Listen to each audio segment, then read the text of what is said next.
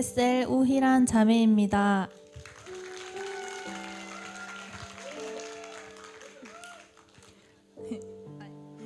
제자대학 2학기 훈련이 시작된 올해 3월은 직장을 정리하고 새 진로를 위한 공부를 시작하게 되었습니다. 1년에 한 번밖에 없는 시험을 준비해야 하는 저는 생각보다 미뤄진 퇴사일자로 남들보다 공부를 늦게 시작했다는 것에 심적으로 많은 부담과 분주함이 있었습니다. 내 할 일, 내 계획보다 주님을 1순위에 두고 수레바퀴의 삶을 살기가 기쁨과 기대보단 스트레스로 다가왔습니다. 훈련받고 배웠으니 머리론 알겠는데 진정 마음으로 행하지 못하는 저의 모습에 낙심이 찾아왔습니다.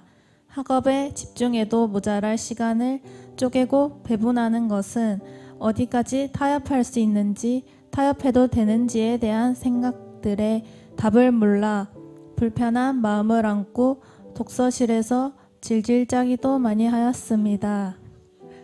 기도로 답을 구해보라는 말은 들었지만 사실 방법도 잘 모르겠고 배운 대로 살아갈 자신이 없는 저를 매주 매 훈련 시간 마주했습니다. 그동안 받았던 훈련은 그저 할만해서 했음을 깨닫고 이게 진짜 내 훈련이구나, 이것이 나의 민낯이구나 싶어 많이 슬펐습니다. 그러던 중 주님은 금요기도회에서 자신 없는 너라도 사랑하신다라는 말씀을 제 입술을 통해 들려주셨습니다. 나를 가장 좋은 방법으로 쓰고자 만들어 가시고 위대하게 불러주실 주님을 만나고 나니 그때부터 조금씩 편해진 마음으로 훈련의 자리도 지킬 수 있었습니다. 감사하게도 2학기 훈련 후반으로 갈수록 내 상황 분주함은 하나씩 내려둘 수 있었고 오늘 나에게 주실 메시지는 무엇일까 하는 마음으로 훈련에 임하게 되었습니다.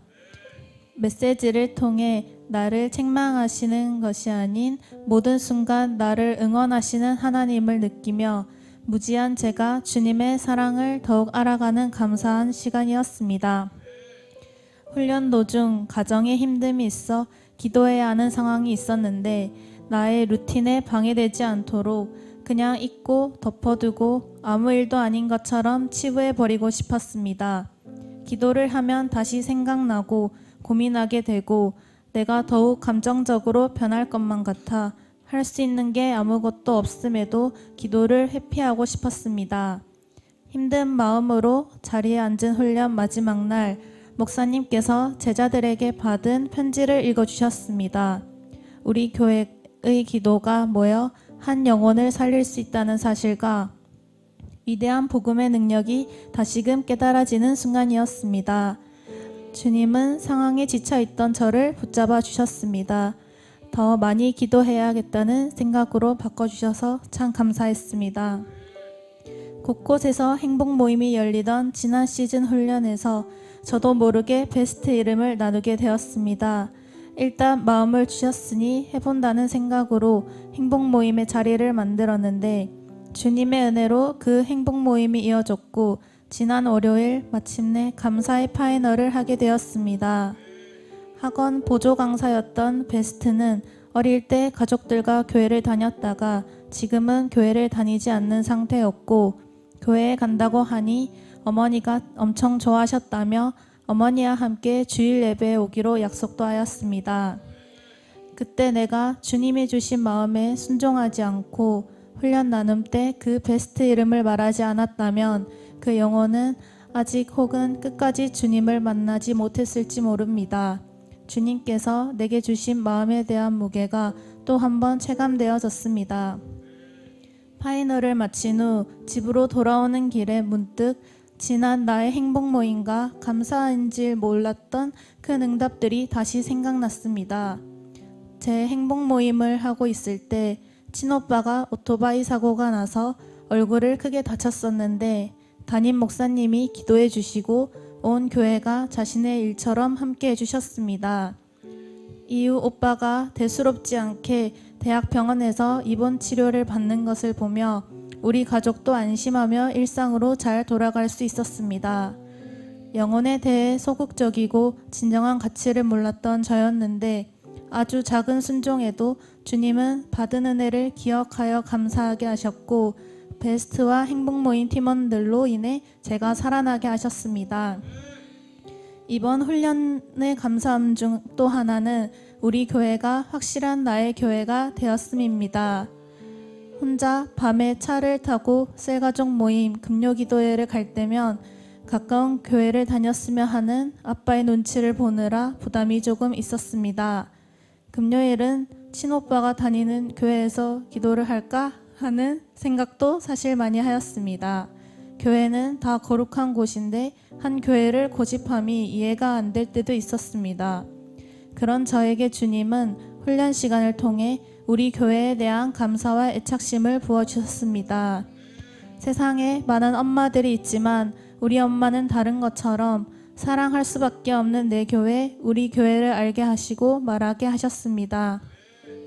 교회에 애착이 생기려면 사역으로 뛰어들어 더욱 소속되어져야 함의 중요성도 알게 하셨습니다. 그리고 무엇보다 마음속 깊이 기도로 연합하여 돌파하는 우리 공동체에 대한 사랑도 가득 부어주셨습니다. 돌아보니 저는 영적으로 초신자일 때부터 너무 좋은 우리 교회 목사님과 공동체를 만나 복에 겨웠던 것 같습니다. 교회를 소중하게 여기게 된 저는 셀리더를 처음으로 소망하게 되었습니다.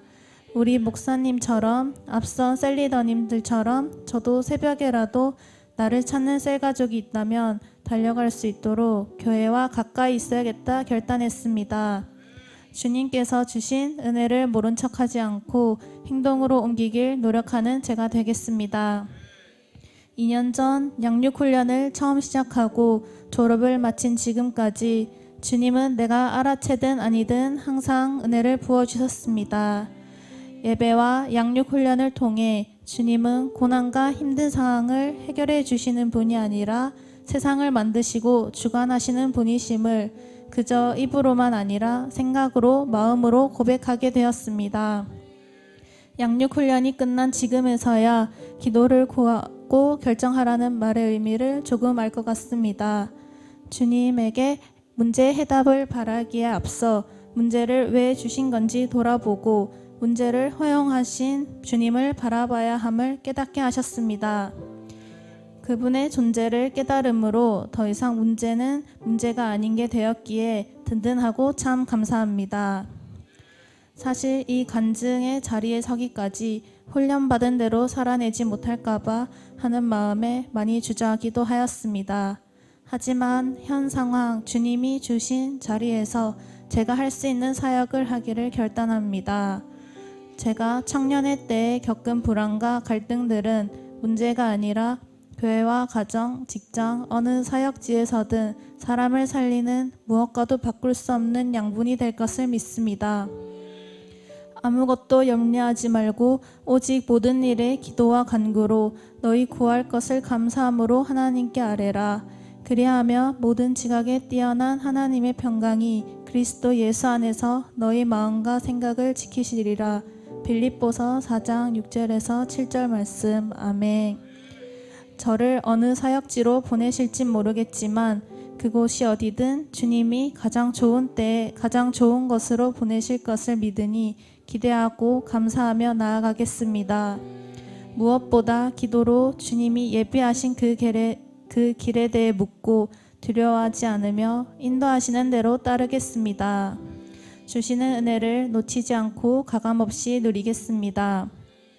사랑하고 존경하는 목사님, 예수님을 닮아가는 소중한 양육훈련으로 저를 성장시켜 주심에 정말 감사합니다. 그리고 너무나도 닮고 싶은 건강한 로드십의 본이 되어주셔서 정말 감사합니다. 양육훈련이 없었더라면 저는 아직 제 상황에 묶여 주님과 교회를 어쩌면 오해하고 지금보다 더 지치는 신앙생활을 했을 것입니다. 목사님의 희생 어린 수고와 열정 덕분에 제가 건강해질 수 있어 너무나도 감사합니다. 훈련 마지막에 확실한 소속감과 뜨거운 애착심, 위임된 비전으로 무장하여 끝까지 쓰임받는 행복한 일꾼이 되라 하셨는데 이 행복을 제가 가장 많이 누리고 또 배운 대로 주변으로 아주 많이 퍼뜨리는 제자가 되겠습니다. 아무것도 모른 채 거친 광야에 서 있던 저를 청년의 때에 다시 부르셔서 인생에 나아갈 방향을 알려주시고 영혼 구원과 재생산 사역자로 세워주신 주님 감사합니다. 비전과 사명으로 변화되는 저와 제 주변을 꿈꾸게 하시고 비전의 가치를 전하게 하시는 주님 정말 감사합니다. 주님이 주신 비전이 온전한 나의 비전이 되었으니 중심을 잃지 않고 빛나는 이 비전을 굳건히 세우며 나아가겠습니다. 나를 가장 사랑하시는 주님께 감사드리며 이 모든 영광 올려드립니다.